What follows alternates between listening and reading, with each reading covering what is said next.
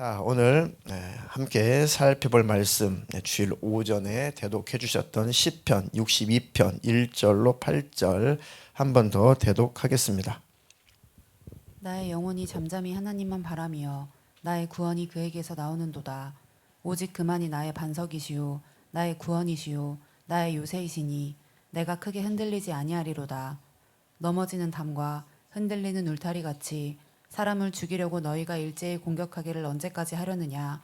그들이 그를 그의 높은 자리에서 떨어뜨리기만 꾀하고 거짓을 즐겨하니 입으로는 축복이요 속으로는 저주로다.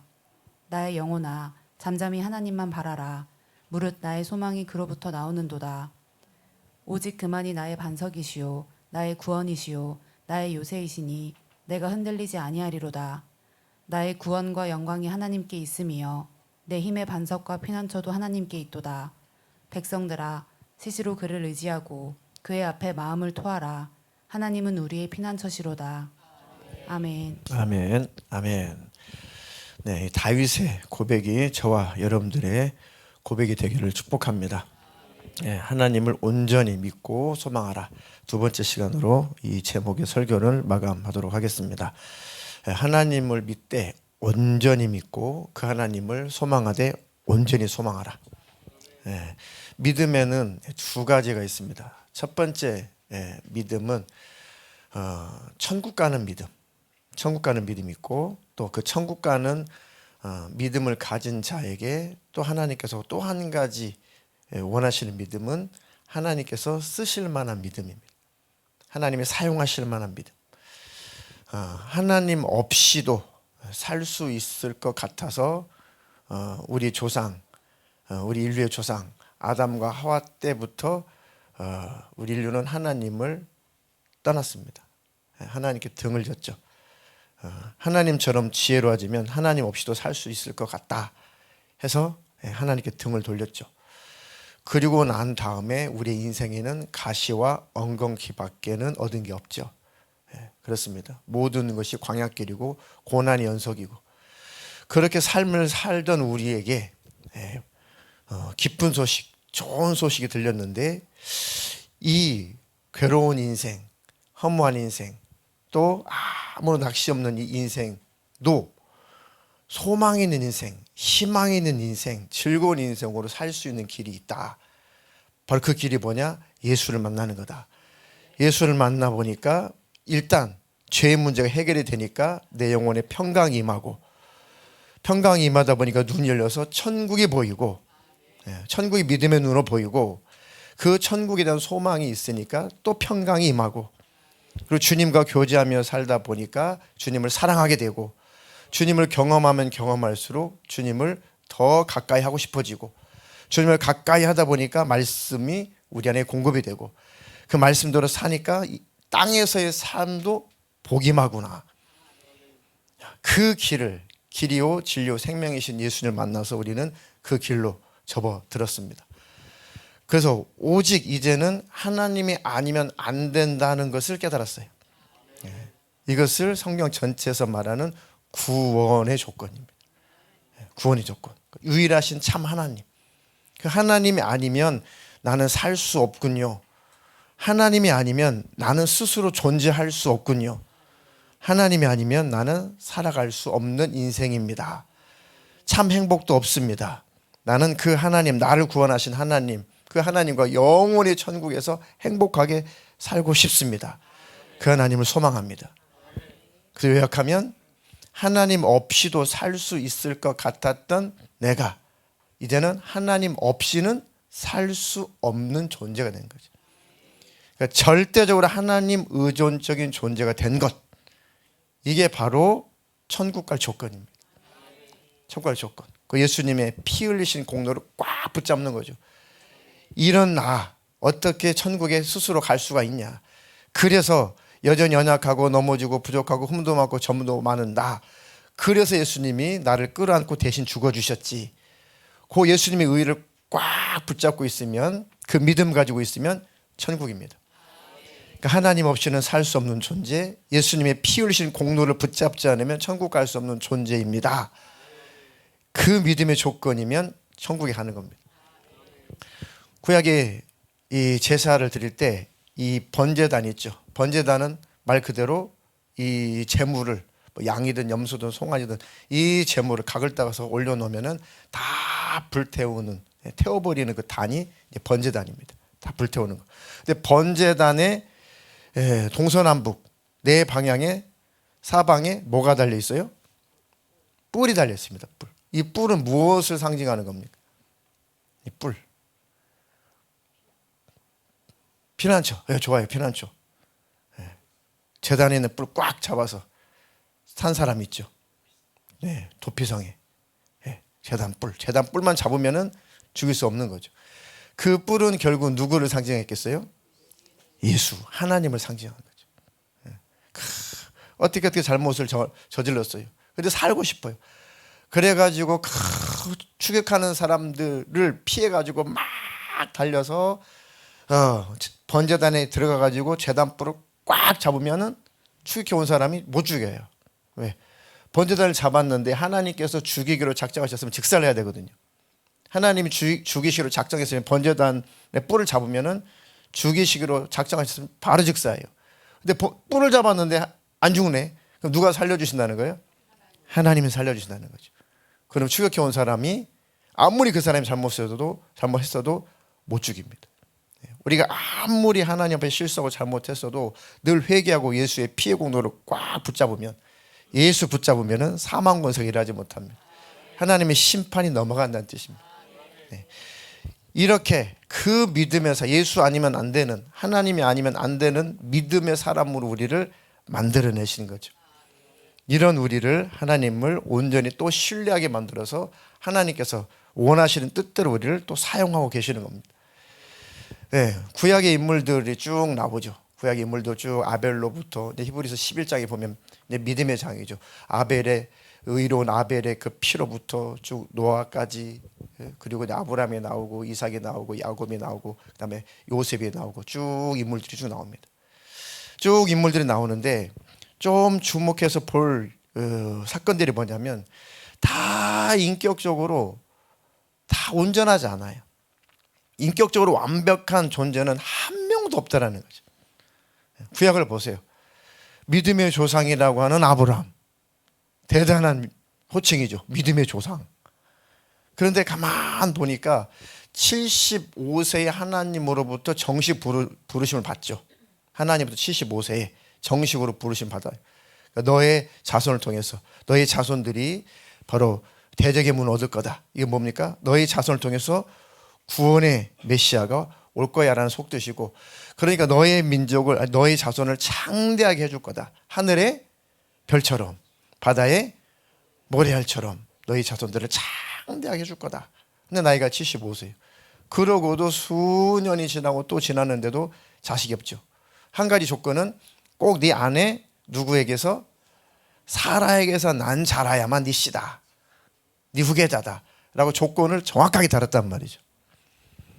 그런데 시간이 지나서 그 하나님께서 이 아브라함을 가만히 살펴보니까 아직 온전한 믿음의 사람이 아니에요. 처음에는 믿습니다 했어요. 믿습니다 하니까 그 순간 하나님께서 하나님을 믿었다는 것을 의로 정하셨다. 믿었다는, 인격이 완벽해서가 아니라 하나님을, 말씀을 믿었다는 것을 하나님께서 보시고 그것을, 믿음을 의로 정하신 겁니다. 넌 나를 믿었으니, 내 약속을 믿었으니 너는 이제부터는 의인이다. 나와 함께 상대할 존재다. 그랬는데 그 아브라함도 하나님의 말씀을 따라서 이동하다가 가나안 땅까지 들어갔는데 그만 말씀을 분명히 쫓아갔다고 그랬죠. 창세기. 아브라함이 말씀을 따라갔다, 쫓아갔다 했어요. 하나님을 따라갔다는 거죠. 명령에 순종했다는 거죠. 그래도 문제가 찾아오는 게 기근이 찾아오는 거죠. 근데 처자식 다 굶어 죽게 생겼어요. 자식은 없었지 참. 식솔들을. 그래가지고 어디로 이동을 해요? 종들을 데리고 애굽으로도. 하나님께서 이곳을 떠나지 말아라 그랬습니다. 이 약속의 땅이다. 떠나지 마라. 그런데 그새 이 굶주림을 못 참고 그 지역을 벗어나고 떠납니다. 내가 지시할 땅으로 가라 했는데 그 지시한 땅에서 벗어나죠. 벗어날 뿐만 아니라 어떤 또 실수를 해요? 어떤 잘못을 저질러요? 자기 살겠다고 자기 아내 사라를 한 번도 아니고 두 번이나 팔아먹어요. 두 번이나 팔아먹어요. 분명히 네 아내 사라를 통해서 난 자라야 네 씨다, 네 후손이다, 대를 이을 자다 라고 했는데도 불구하고 그 사라를 두려워서, 자기 목숨이 두려워서 팔아먹죠.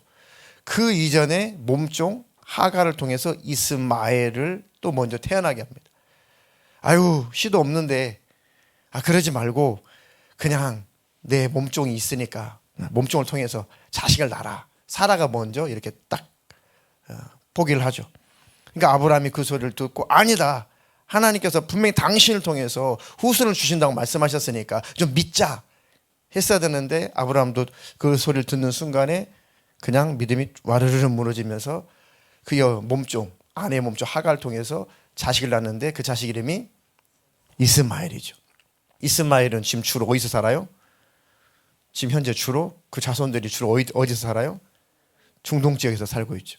중동 지역에 산다고 다 이스마엘의 자손은 아니지만 대부분 다 이스마엘의 자손인데 100%는 아니지만 대부분 중동에 사는 사람들은 뭘 믿어요? 무슨 교회요? 무슬림이죠. 이슬람교죠.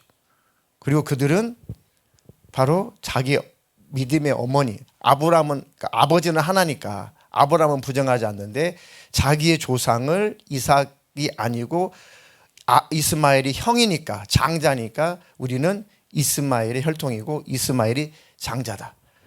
그때부터 쫙 갈라지는 거죠. 그러니까 그 일을 통해 가지고, 그 불순종을 통해 가지고, 하나님 믿지 못하는 그것을 통해 가지고 시간이 지나고 수백 년이 지나고 수천 년이 지나고 난 지금에 보니까 큰 파장이 생긴 거죠. 큰 문제가 생긴 거죠. 거기다가 아내를 또 두 번 이렇게 또 팔아먹습니다. 그런데 하나님께서 아브라함에게 다 이제 사라도 90세가 됐고 아브라함도 이제는 100세가 다 되고, 그러니까 89세, 이제 99세, 100세를 내다보고 있을 때 찾아오죠. 내년에 진짜 이제 너 100세 되면은 아들 낳을 거야. 남영아, 너 지금 99세인데 이제 너 내년 100세 될 때 너 아들이 있을 거야. 이렇게 했단 말이죠. 사라도 웃고 아브라함도 거시기하고 그랬었는데, 진짜 그 믿음 없는 그들에게 하나님께서 아이를 주시고 믿음 있는 사람으로 만들어내죠. 그래서 이삭의 이름의 뜻이 뭐예요? 웃음이죠, 웃음. 자, 아이를 낳을 거야. 그 이름은 이삭이야. 그 이삭의 뜻은 웃는다, 웃음이라는 뜻이야. 네가 웃을 거야. 살아야 네가 웃을 거야. 그러니까 참이 언어의 유의죠. 왜냐하면 아브라함하고 그 천사로 현현한 하나님하고 이렇게 대화를 하는 그 소리를 저 장막주에서 사라가 들었단 말이죠. 그러니까 사라가 키득키득 비웃어요. 아이고, 내 나이가 몇 살이고 난 여자 구실을 전혀 할 수도 없고, 아이고, 내 남편도 남자 구실 전혀 할 수 없는데 뭐 아들 낳는다고, 자식 낳는다고 비웃으면서 키득키득 웃었단 말이에요. 그러니까 하나님께서 참 재밌는 분이시죠. 야, 사라야, 너 웃었지? 아우, 쟤 안 웃었는데 비웃었잖아. 아닌데요, 다 알아. 너 나 비웃었지? 내가 반드시 너의 비웃음이 나를 찬양하는 웃음이 되게 해줄게. 그래서 네 아들의 이름은 웃음이야. 네 아들의 이름은 이삭이야. 그랬단 말이죠. 그러니까 진짜 1년 후에 이삭이 태어났어요. 웃음이가 태어났어요. 그리고 그 새끼를 끌어안고 하나님께 찬양 올려드리죠. 웃으면서, 진짜 웃으면서 하나님 앞에 찬양 올려드리죠. 그가 웃게 하시리라. 이삭의 뜻이 그가 웃게 하신다. 그렇게 해놓고 하나님께서 믿음 없는 자들을 믿음 있는 사람으로 만들어냅니다. 우리를 믿음에 있는 사람, 믿음을 가진 우리를 더 큰 믿음의 사람으로 만들어냅니다. 계속해서 우리를 연단하시고 만들어내십니다. 결국 그런 이적을 보고 나서 이제 아브라함도 사라도 진짜 하나님을 온전히 신뢰하는 믿음의 사람이 된 거죠. 근데 그도 그렇게 한 15세쯤, 사춘기 나이쯤, 우리나라로 말하면 사춘기 나이쯤 됐는데 하나님께서 아브라함에게 또 명령하십니다. 그 웃음이 번제로 받죠. 그 웃음이, 번제는 뭐예요? 잡아서 내장을 다 긁어내고 각을 떠서 완전히 불태워서 흔적도 없애버리는 게 번제잖아. 모리아산에 가서 번제로 바쳐라. 그런데 아브라함이 반항하지 않고 아브라함이 하나님 앞에 바로 순종을 하죠. 순종을 합니다. 그 아브라함이 순종하는 그 모습을 히브리서 11장 믿음의 장에 이렇게 기록해요. 이삭이 죽을지라도 하나님은 그 죽은 이삭을 다시 살려낼 줄로 아브라함은 거기까지 믿었다는 거예요. 하나님은 분명히 이삭을 통해서 이 사라와 나를 통해서 태어난 이 자식을 통해서 많은 후손들이 나온다고 말씀하셨기 때문에 그 하나님은 반드시 그렇게 하실 거다. 그 하나님이 이삭을 죽이라고 말씀하셨어도 그 하나님은 죽은 이삭을 다시 부활시킬 거다. 다시 살리실 거다라는 부활의 믿음까지 가지고 아주 고민하지 않고 이삭을 죽이려고 했던 거죠. 그러니까 히브리서에 그는 죽었다가 다시 살아난 자와 같다. 이미 죽이려고 했으니까. 그렇게 하나님께서 믿음의 사람으로 만들어내서 그를 믿음의 조상으로 쓰신 거고, 아브라함을 통해서 아브라함 후손을 통해서 누구 오신 거예요? 예수님이 오신 거죠. 예수님이 오신 겁니다. 놀랍게도 이삭이 번제로 바쳐질 뻔했던, 이미 죽은 거나 다름없죠. 그 모리아산이 신약으로 오니까 그 장소가 어떤 장소예요? 그죠? 예수님이 십자가에서 바로 피 흘려 죽으신 그 동산입니다. 그러니까 이삭이 바로 예수님을 상징했던 인물이죠. 자, 이렇게 하나님은 믿습니다 했는데 온전한 믿음의 사람은 아직 아니에요, 아브라함. 근데 그 아브라함을 시간이 걸리지만 여러 가지 사건을 통해서 기어이 하나님을 온전히 믿고 온전히 신뢰하는 믿음의 사람으로 만들어내더라 이거죠. 근데 그 과정 가운데 많은 위기가 있었습니다. 아니, 하나님은 살아계시면 이렇게 귀근이 오고 굶주려 죽을 수 있어요? 이렇게 굶주릴 수 있습니까? 하나님은 살아계시면 한 번도 아니고 두 번씩이나 이렇게 인생의 위기가 찾아올 수 있습니까? 우리 죽일 작정입니까? 아니, 지시할 땅으로 가라 해서 왔는데, 아니, 이렇게 못 살 땅이 되었으니 이거 배고파 살겠습니까? 충분히 하나님을 등질 수 있는 일들이 여러 번 있었죠. 많은 또 위협도 있었고. 그런데 결국은 하나님을 온전히 믿고 따르는 믿음의 사람으로 하나님을 만들어내더라 이거죠. 우리의 지금 믿음의 과정도 마찬가지입니다. 계속해서 하나님이 더 강한 믿음의 사람으로 만들어내시고, 최소한도 하나님나 천국 갈 믿음의 사람 그 범주 안에서는 절대로 벗어날 수 없는 믿음의 사람으로 완전히 만들어내시고, 그러니까 절대 요동하지 않는 사람, 하나님께 등을 돌리지 않는 사람, 절대 멸망하지 않는 사람으로, 믿음을 배신하지 않는 사람으로 최소한 거기까지 하나님 우리를 만들어내시고, 그런 우리를 하나님께서 능력의 손으로 붙들어서 우리를 사용하시는 겁니다. 이웃을 위해서, 가족들을 위해서 그 영화로운 빛을, 그 영광의 빛을 우리를 통해서 하나님은 나타내기를 원하십니다. 그런데 하나님께 우리를 붙잡고 우리를 사용하고 싶어도 우리 불신앙, 우리 아집, 우리 교만, 또 우리의 육신의 정과 욕심, 이런 것들이 있으니 믿음은 있다고 해도 하나님께서 딱 붙들고 쓰시기에 참 불편한 것들이 우리에게 많다는 거죠. 그리고 우리가 찾아오는 것이 시련, 연단, 이런 게 찾아옵니다. 우리를 깎고 또 깎고 또 깎아서 하나님 우리를 꽉 붙들어서 쓰시는 거죠. 그러다가 또 붙들고 쓰실 만하지 못할 때, 쓸 수 없을 때 또 우리를 깎고 또 깎고, 시련으로, 환난으로 깎고 또 깎아서 또 우리를 붙들어 쓰십니다. 꼭 몽당 연필 같죠, 몽당 연필. 그래서 연필이 귀할 때 이렇게 다 칼로 깎아서 쓰고, 손으로 잘 잡히지 않을 만큼 짧아지면은 이제 뭐에다 껴서 써요? 볼펜대에다가. 못 쓰는 볼펜대에다가 빼버리고 그 볼펜 우리 때롱에다 이렇게 끼워가지고 쓰면 길이가 나오니까 잘 써집니다. 그것도 또 깎다 보면 나중에는 이제 칼로 깎을 수 없을 만큼 이제 이렇게 짧아져요. 짜리망땅해서 팽이처럼 이제는 어떻게 마지막 심까지 탁 잘라져 나갈 만큼 좁아집니다. 그럼 더 이상은 이제 못 쓰게 되는 거죠. 연필이 심이 있어야 손에 딱 쥐고 쓸 거 아니에요. 그렇죠? 그런데 이게 싹 닳아져 버렸어요. 없어요. 힘이 다 닳아졌어요. 그러면 잘 드는 칼로 우리는 이제 그 정제 칼로도 했고 낫으로도 해. 낫으로도 조선낫 이런 낫으로도 정제에 가가지고 이렇게 깎았습니다. 정제 알죠? 식칼로 정제칼 식칼로 이렇게 깎았습니다.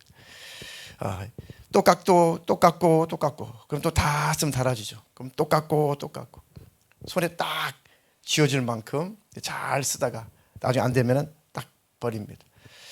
우리 인생도 하나님께서 딱 그 손에 쥐시고 우리를 잘 사용하기를 원하시는데 우리 믿음이 다 소멸돼 버리고 우리 하나님을 향한 신뢰도 소멸되고 믿음도 소멸되고 다 소멸되면 하나님께서 딱 붙들고 쓰실 수가 없으니까 우리를 또 연필깎이에 집어넣어 가지고 돌려서 깎으시든지 아니면 정제칼로 깎든지 애들 칼로 깎든지 깎고 또 깎아가지고 심지가 쭉 나오면은 또 하나님 쓰시는 거죠. 우리 믿음이 또 자라나고 우리 믿음이 회복이 되면은 하나님 그 손에 꽉 잡고 우리 또 사용하시는 거죠.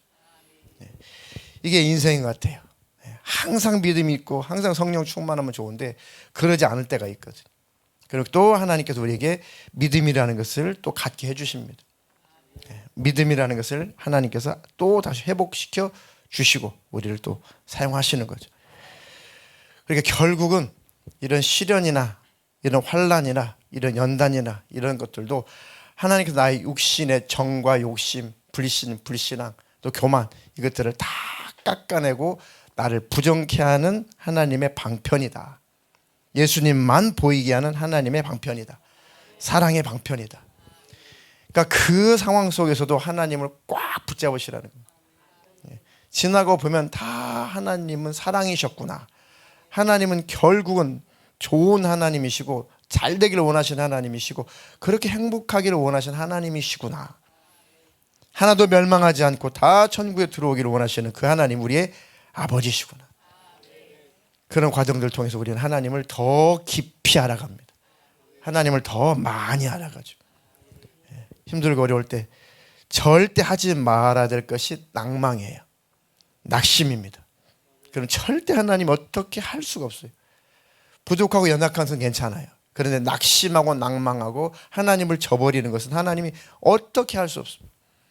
하나님이 절대 할 수 없는 사람은 포기하는 사람이에요. 자포자기하는 사람, 낭망해버리는 사람은 하나님은 어떻게 할 수 없어요. 왜요? 그 선택을 하나님은 존중해 주거든요. 포기하는 것도 선택이잖아요. 근데 포기한 자는 하나님 붙잡을 수가 없어요. 하나님 제가 연약합니다. 하나님 죽겠습니다. 힘이 듭니다. 제 힘으로 안 됩니다.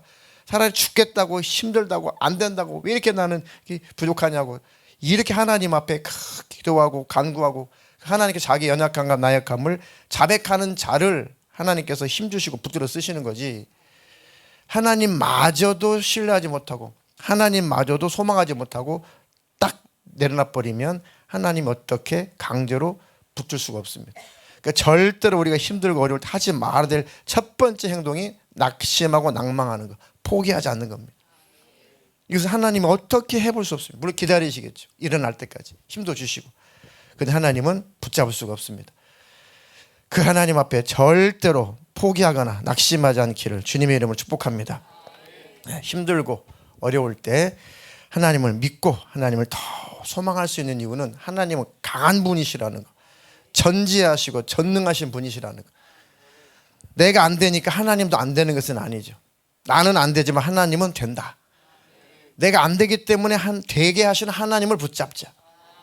그 하나님 반드시 역사하십니다. 이스라엘 백성들이 모세를 통해서 저 애굽 땅에서 나올 때 무슨 힘이 있어요? 무슨 힘이 있습니까? 아무 힘도 없는 민족이에요. 아무 힘도. 모세가 무슨 제대로 칼이 하나 있어요, 창이 하나 있어요, 지팡이 하나밖에 없어요. 무엇으로 그 250만 명, 그 300만 명이 되는 그 민족들을 모세가 어떻게 끌고 나오냐고요. 그들은 아무런 무기가 없는 민족인데 무기가 발달된 그 바로의 군대를 어떻게 대항하고 어떻게 나오냐고요. 절망이죠. 그냥 모세야 내 백성을 끌어내라. 하나님 절망이죠. 절망.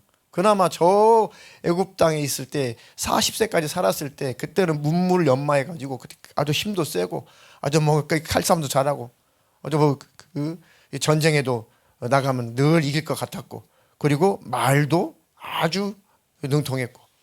근데 이제 나이가 80인데 40대에 떠나와가지고 광야에서 양만 쳤단 말이야. 양하고 양하고 언어도 다 잊어버렸고. 내가 뭐 어떻게 이제 와가 나이가 80인데 이제 와가지고 어떻게 이 노쇠한 나를 통해서 저 근 300만 명 되는 당신의 민족을 어떻게 꺼내온다는 말입니까 도대체가. 그리고 내가 가면은 누가 보냈다고 또 나 말해야 됩니까? 내가 가면 누가 보냈다고 말해? 나는 스스로 있는 자야. 스스로 있는 자. 스스로 있는 자가 보냈다고 이렇게 알아들을 거다. 아유, 그거 어떻게 그것을 신뢰하냐고요. 그래도 하나님이 이적을 보여주죠. 손을 넣었다 빼봐라. 문둥병이 돼. 다시 넣어봐라. 다시 빼라. 다시 깨끗해져. 내가 너와 함께하는 증거니까 좀 가라. 그래서 모세가 결국은 가족들 두고 애굽 땅으로 들어가죠. 그리고 하나님 나는 아무것도 없습니다. 난 아무 능력도 없습니다. 그래도 하나님을 의지하는 것을 상징하는 게 뭐예요? 지팡이 하나 있죠. 지팡이. 꽉 붙잡고 있죠. 하나님 아니면 안 됩니다. 그래. 네가 지팡이를 꽉 붙잡도 나를 꽉 붙잡고 내가 할 거니까 내가 시키는 대로 해. 그 지팡이를 나일강에다 내밀어봐라. 나중에 홍해 갈 때 그 지팡이를 홍해에다가 내밀어봐라. 이거 누구예요? 하나님이 하신다는 거죠. 하나님이. 그리고 수많은 우여곡절 속에서 그 이스라엘 백성들을 모세가 바로의 군대에서 쫙 끌어내죠. 10가지 재앙을 통해서 딱 끌어옵니다. 이야, 이런 엄청난 하나님의 이적으로 능력으로 이 큰 재앙 속에서 우리를 지키시고 우리를 보호하시고 우리 이제 저 하나님 약속하신 그 땅으로 돌아가게 하시는구나. 우리 조상이 주셨던 그 땅으로 돌아가게 하시는구나. 그래서 하나님께서 불기둥으로 구름 기둥으로 쫙 인솔해서 왔는데 어디로 인해서 오셨어요? 홍해바다로 인솔했어요. 일부러 홍해바다로 인도해 내신 거죠. 이제는 사면 초가예요. 좌우를 봐도 갈 데가 없어요. 앞은 넘실거리는 홍해바다, 뒤에는 추격하고 있는 바로의 군대. 이건 죽이려고 하는 거예요. 죽이겠다는 거죠. 이스라엘 백성들이 바라볼 때는 죽이겠다는 것 외에는 하나님이 어떻게 인식되겠어요? 여기까지 끌고 와서 우리를 죽인다고? 야, 참 좋은 하나님, 참 사랑의 하나님, 축복의 하나님인 줄 알았더니 우리가 착각했나 봐. 차라리 우리가 항복하고 돌아가자. 그러니까 하나님께서 부르짖는 모세에게 뭐라고 그래요? 부르짖는 모세에게 지금 목숨의 위협이 와요. 막 모세를 막 죽이려고 하고 막 데모가 일어나고 난리가 났어요. 하나님께서 모세에게 걱정하지 마라. 네가 가지고 있는 게 뭐냐? 지팡이밖에 없는데요. 그거 홍해에다가 내밀어라. 홍해 내밀었죠. 그 순간에 홍해가 쫙 갈라져 버렸죠.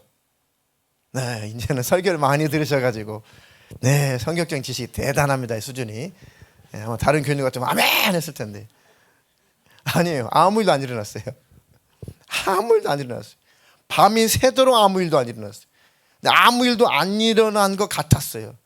눈으로 보기에는. 믿음의 눈으로 봤으면 하나님이 저 반대편부터 강한 동풍을 불게 해서 계속 바다를 가르고 바다까지 뽀송뽀송 말리고 있다는 것을 믿음의 눈이 있었으면 그것을 봤을 텐데 일단 믿음의 눈이 안 열려 있으니까 아무 소용없구나. 너는 끝났구나. 그런데 이제 새벽녘이 되어서 딱 마지막 하나님께서 하시는 일이 앞에 있는 홍해바다가 양벽으로 쫙 물벽이 되어서 쫙 갈라진 모습을 하나님이 딱 퍼포먼스로 딱 펼쳐주죠. 그때서야 비로소 우와, 그분이 봤으면 얼마나 좋았을까. 하나님의 퍼포먼스. 아무 일 없다고? 내가 아무 일 안 한다고? 내가 밤새 너희들이 이 질컥 이 뻘에 빠져서 고통당하지 않도록 밤새 내가 동풍으로 뽀송뽀송 바닥을 다 말고 있었다. 쭉 물벽이 좌우에 딱 섰는데 거기 마른 땅처럼 딱 하나님 말려놨어요. 그래가지고 그 홍해바다를 건너가죠. 그리고 나서 그들이 막 하나님께 찬양하고 감사하고, 그런데 하나님께서 또 애국 군대 앞에 가로막았던 그 흑암의 천막을 딱 걷어버리시죠. 그러니까 애국 군대가 지금 홍해를 건너고 있는, 홍해 바다를 지금 육지천을 건너고 있는 이스라엘 백성들을 막 죽여 쫓아옵니다. 그러니까 도대체 하나님 왜 그러세요 나한테? 우리한테 왜 그러세요? 왜 다 건너지도 않았는데 왜 저 애국 군대가 또 쳐들어오도록 왜 그러세요? 하나님은 다 계획 있고 계산 있고 다 방법이 있죠. 그들이 더 이상 추격해 올 수 없도록, 더 이상 위협의 대상이 될 수 없도록 하나님은 한 방에 끝내버리시려고 하나님은 지혜로 역사하시려고 하셨는데, 지혜가 없는 육신의 생각으로 이스라엘 백성들이 볼 때는 또 우리 죽었구나. 근데 이스라엘 백성들이 다 홍해바다를 건넌 순간에 하나님께서 모세야, 네 지팡이 다시 홍해를 향해서 가리켜. 그러니까 어떻게 됐어요? 홍해바다의 세력이, 양쪽에 있는 물벽이 확 세력이 회복돼 가지고 하나로 확 합해졌죠. 그리고 그 속에 애국 군대가 꼼짝도 없이 다 수장당해서 다 죽었단 말이죠. 다시는 추격해 올 수 없도록, 다시는 쫓아올 수 없도록 이스라엘 백성들을 오히려 안전하게 하시려고 하나님은 그 방법을 쓰셨다는 거죠. 홍해바다를 다 건너간 다음에 애국 군대 눈을 열어줬다면은 애국 군대가 그들이 그 세력을 그거를 더 확장시켜 가지고 나중에 삥 돌아가지고 또 쳐들어온단 말이죠. 그러니까 아예 그 짓을 할 수 없도록 하나님의 지혜로 물속에다가 다 수강시켰는데, 지금 고고학자들이 그 홍해바다 가서 파보니까 아직도 그 유물이 많이 남아있더라. 그 홍해바다 속에.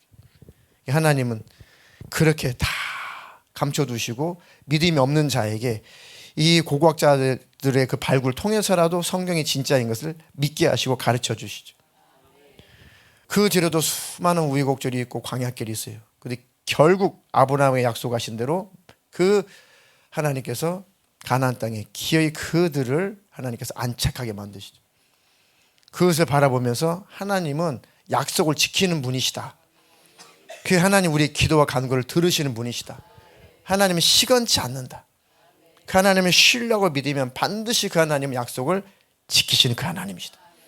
우리는 지금 연하디 연하고 약하디 약하고 우리는 유약하지만 하나님은 강한 분이시다. 그 고백이 시편 136편 10절로 13절입니다. 읽겠습니다. 애굽의 장자를 치신 이에게 감사하라. 그 인자하심이 영원함이로다. 이스라엘을 그들 중에서 인도하여 내신 이에게 감사하라. 그 인자하심이 영원함이로다. 강한 손과 펴신 팔로 인도하여 내신 이에게 감사하라. 그 인자하심이 영원함이로다. 홍해를 가르신 이에게 감사하라. 그 인자하심이 영원함이로다. 아멘. 그 하나님을 시편 기자가 이렇게 찬미하는 겁니다. 애굽의 장자를 치신 이에게 감사하라. 그 뒤로 바로가 백기를 들고 다 보내줬잖아요. 그 방법을 통해서. 그 인자하심이 영원함이로다. 이스라엘을 그들 중에서 인도하여 내신 이에게 감사하라. 그 인자하심이 영원함이로다. 하나님을 다 경험해보고 난 다음에 이 민족이 시를 쓴 거잖아요. 고백하는 거잖아요. 강한 손과 펴신 팔로 인도하여 내신 이에게 감사하라. 그 인자하심이 영원함이로다. 홍해를 가르신 이에게 감사하라. 그 인자하심이 영원함이로다. 하면서 쭉쭉쭉쭉 계속 나옵니다. 어떻게 하나님이 그들을 이끄시고 인도하셨는지. 그러면서 경험해보니, 돌이켜보니 하나님이 우리를 이렇게 인도하셨구나. 그때는 소망이 없고 그때는 위기고 그때는 아무것도 할 수 없을 것처럼 절망적인 상황인 줄 알았는데, 그때마다 포기하지 않았더니, 아니 믿음 없는 우리도 믿음이 있게 만드시고 없는 믿음도 갖게 만드시고 기회 우리를 믿음의 사람으로 우리를 만들어내신 하나님, 그 하나님이 우리와 함께 계시는구나. 그 하나님을 끝까지 붙드시고 신뢰하시면 그 하나님이 반드시 일하시고 역사하실 겁니다.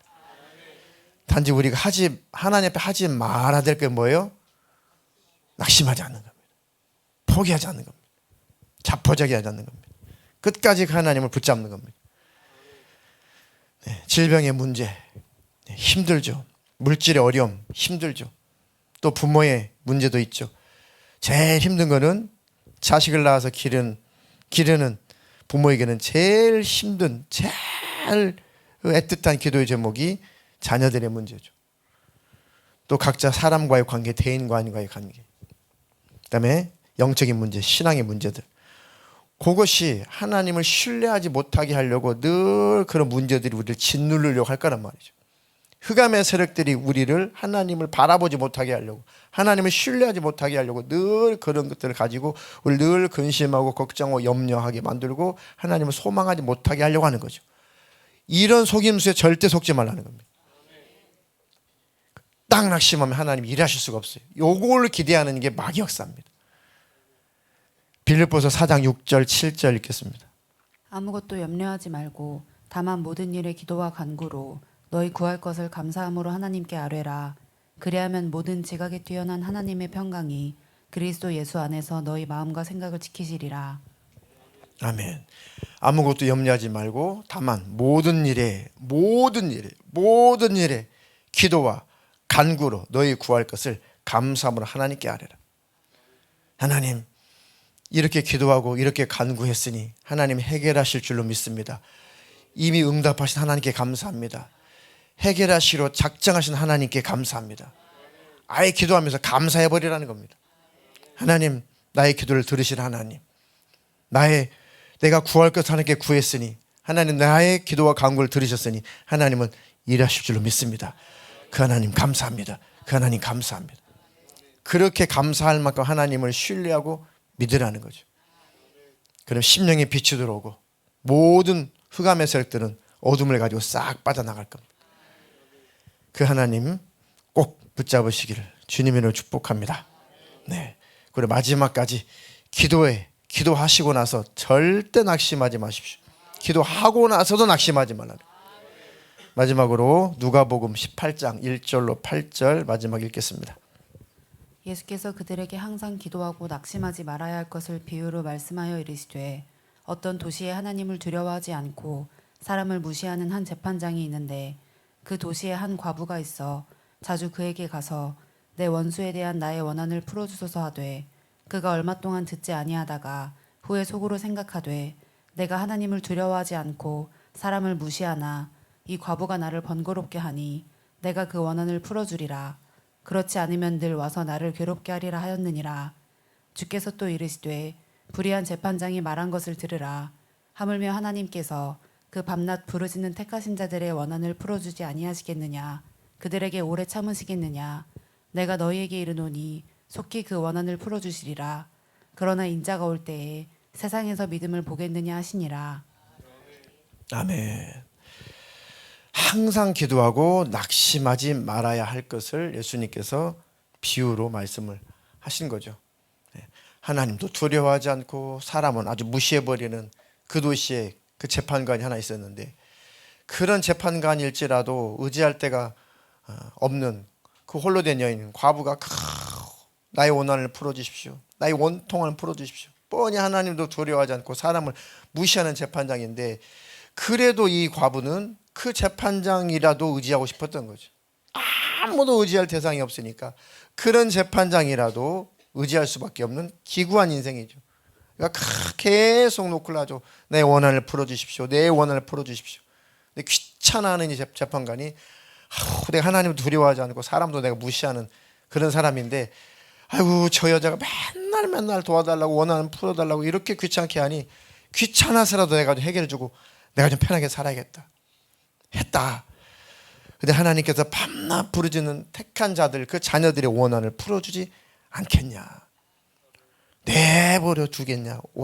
오랫동안 내버려 두겠냐. 속히 그 원한을 풀어줄 것이다. 예수님 내가 올 때 세상에서 믿음을 보겠느냐. 두 가지죠. 하나님 나의 이런 어려운 문제 이 문제를 해결해 주십시오.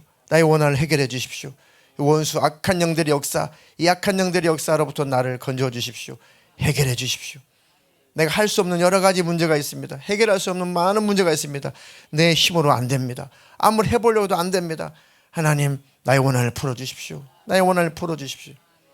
하나님은 반드시 해결해 주시고 하나님이 함께 계심을 믿게 해주시는 겁니다.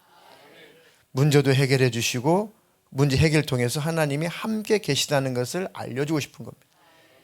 하나님은 하실 수 있는 분이구나 이런 믿음과 하나님이 나와 함께 하시는구나 라는 믿음 두 개 다 주시려고 하는 겁니다. 그분이 예수시죠. 마지막 주님 오실 때에 이렇게 주님께 이렇게 하나님 앞에 믿음을 가지고 기도하는 자 또 그 주님을 사모하는 자 주님을 기다리는 자가 있겠냐? 하나님 우리에게 그 믿음을 주십시오. 우리의 원한을 풀어주십시오.